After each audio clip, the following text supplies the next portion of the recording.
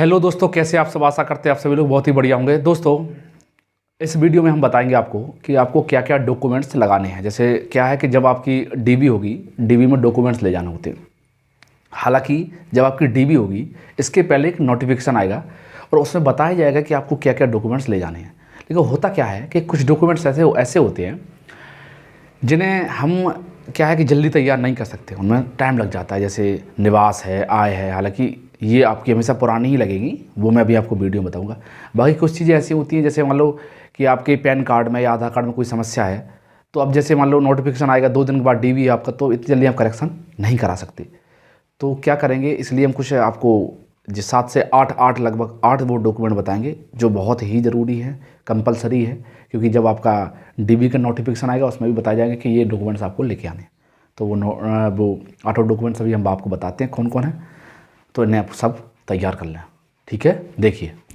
तो दोस्तों देखिए, ये जो डॉक्यूमेंट्स हैं जो ज़्यादा ज़रूरी हैं ज़्यादा क्या है, ये जो डॉक्यूमेंट्स हैं ये बहुत ही ज़रूरी हैं। ये जो अगर नहीं है तो अभी तक आपके पास बहुत ही टाइम पड़ा हुआ है, आप इनको बनवा भी सकते हैं। तो जैसे हम सबसे पहले लगभग 7 से 8 डॉक्यूमेंट्स हैं। तो सबसे पहले पहला डॉक्यूमेंट्स देखते हैं। जैसे सबसे पहले बात करें, वो है आपका एडमिट कार्ड ही।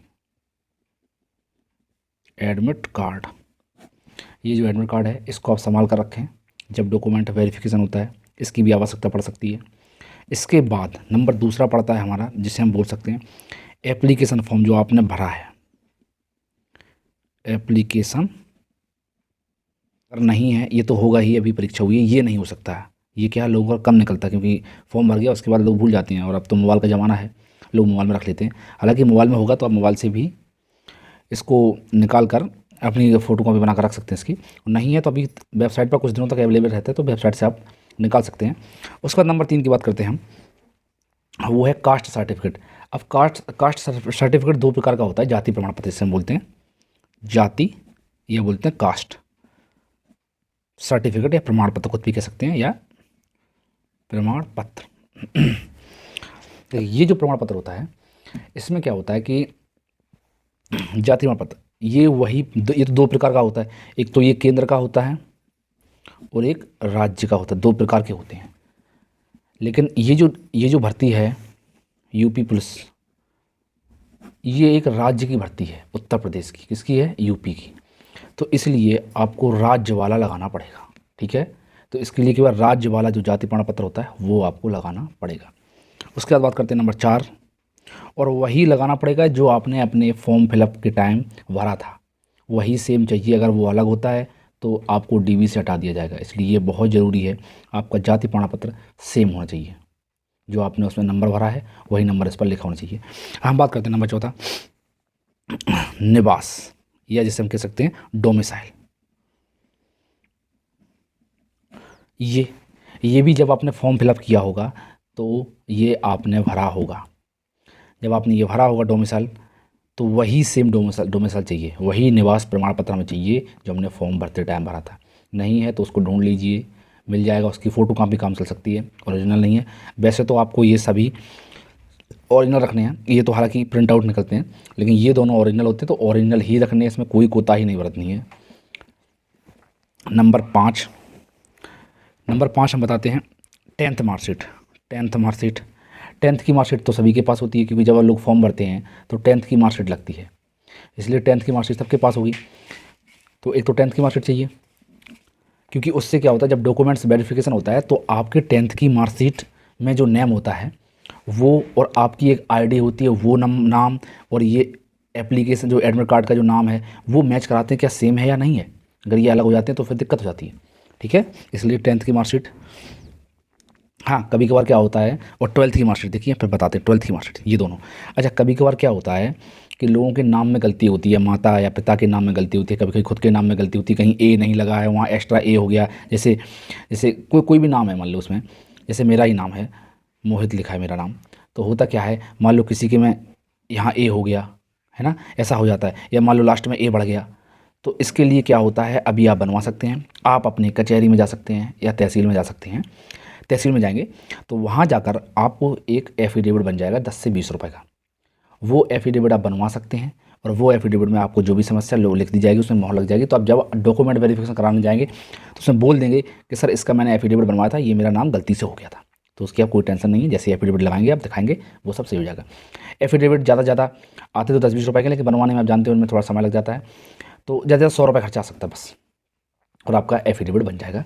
आप किसी भी चाहे 10th या 12th में अगर नाम गलत हो तो आपका कोई दिक्कत नहीं होगी। ऐसा नहीं है कि आप अब यूनिवर्सिटी भागें या मान लें बोर्ड में भागें जाके, तो ऐसा आपको बिल्कुल नहीं करना है, ठीक है।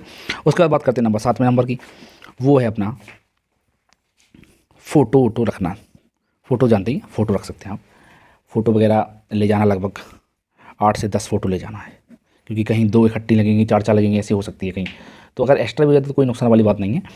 और कोशिश ये करना कि ये जो फ़ोटो ले जाएंगे आप, वो आपकी इससे मिले, जो एडमिट कार्ड में फ़ोटो लगी थी वही सेम फ़ोटो इसमें मिलनी चाहिए। अगर इसमें थोड़ी चेंज होती है तो दिक्कत तो कुछ नहीं होती है, लेकिन अगर सेम होती है तो आपको ज़्यादा बेटर है। बाकी अगर अलग अलग हो सकते हैं तो कोई बात नहीं, अगर मिलना संभव है, पॉसिबल है, एडमिट कार्ड वाली सेम या फॉर्म जो एडमिट कार्ड जो सेम फॉर्म वाली, वो लग जाए, कोई दिक्कत नहीं है। नंबर 8 लास्ट है आईडी। ये सबसे ज़रूरी है, देखो ये सभी लोग जानते हैं आईडी। आईडी सबसे ज़्यादा ज़रूरी। अब आईडी में आप या तो आधार कार्ड ले सकते हैं, या आप अपना डीएल ड्राइवरी लाइसेंस ले सकते हैं, जिसे अपन डीएल बोल देते हैं, या पैन कार्ड ले सकते हैं। तो इसमें क्या है कि ये थोड़ा कम अवेलेबल रहता है, ये और ये दोनों अवेलेबल रहते हैं। तो चाहो अगर जिसके पास दोनों है तो तुम दोनों रख लो। ऐसा नहीं है कि अब केवल एक ले जाओ तो एक ही ले जाओ, नहीं, दोनों ले जाएंगे हम, तो दोनों ले जाओ। वहाँ जाके अगर जो मांगते हैं रख दो दोनों। दूसरी बात, अभी समय है, किसी किसी क्या होता है कि आधार कार्ड में और हाई स्कूल की मार्कशीट में नाम में अंतर रहता है, नाम में डिफरेंस रहता है। तो वो नाम में जो डिफरेंस है उसको अभी आप सही करा लीजिए, अभी आपके पास समय है। 8 दिन के अंदर ये आपका चेंज हो जाता है ऑनलाइन पे। बाई पोस्ट आने में 15 से 20 दिन लगते हैं। आप चाहो 8 दिन के अंदर चेंज कराकर बाई नेट से निकलवा सकते हैं। आप एक फ़ोटो कॉपी निकलवा सकते हैं नेट से, और निकाल कर अपने वही रख सकते हैं, उसी को अपने लेमिनेशन करा सकते हैं। तो इसको निकलवाना बहुत ज़रूरी है। इसमें दोनों में आपके नाम और डेट ऑफ बर्थ मैच करनी चाहिए। नाम, डेट ऑफ बर्थ, पिताजी का नाम, ये 3 चीज़ें हैं। नाम, डीओबी और फादर का नेम, ये 3 चीज़ें इनमें वही जो आधार कार्ड में है वही पैन कार्ड में हो। इन दोनों में से कोई एक चीज़ ले जा सकते हैं, चाहो ये नहीं ले जाओ मत ले जाओ, ये ले जाओ। तो इसमें जो नाम डले हैं वही नाम आपके हाई स्कूल में हों, वही नाम आपने ये यहाँ फिलअप करे हों जब आपने फॉर्म भरा था। हालांकि अब जब एग्ज़ाम देने गए होंगे तब आपसे चेक किया गया होगा, लेकिन फिर भी अगर मार्कशीट में ऐसा कोई समस्या आती है तो अभी आपके पास समय पर्याप्त है, आप उसको बनवा सकते हैं। और बनवाने के बाद 8 से 10 दिन में आपका हो जाएगा भाई, और आ जाएगा। अगर और ये जिस चीज़ें हैं, अब ये करेक्शन क्या है, पहले दुकान पर हो जाते थे, अब ये करेक्शन आपके ब्लॉक में होगा। जैसे जो ब्लॉक क्या मतलब, मान लो जैसे कोई आपका डाकघर वगैरह बना हुआ है तो वहाँ पर भी ये चेंजेज होते हैं, तो आप वहाँ पर ये चेंजेस करवा सकते हैं। बाकी यही 7 से 8 डॉक्यूमेंट्स हैं, इन्हें आपको तैयार करना है। अभी आपके पास समय है, जितना भी है इसी में लगा दो, अब कोई काम नहीं है आपके पास। 8 दिन में ये 8 डॉक्यूमेंट तैयार कर लीजिए। बाकी अगर कोई एक्स्ट्रा डॉक्यूमेंट्स बनता है तो उसकी सूचना हम आपको अपनी यूट्यूब के माध्यम से देते रहेंगे, ठीक है दोस्तों। बाकी जय हिंद।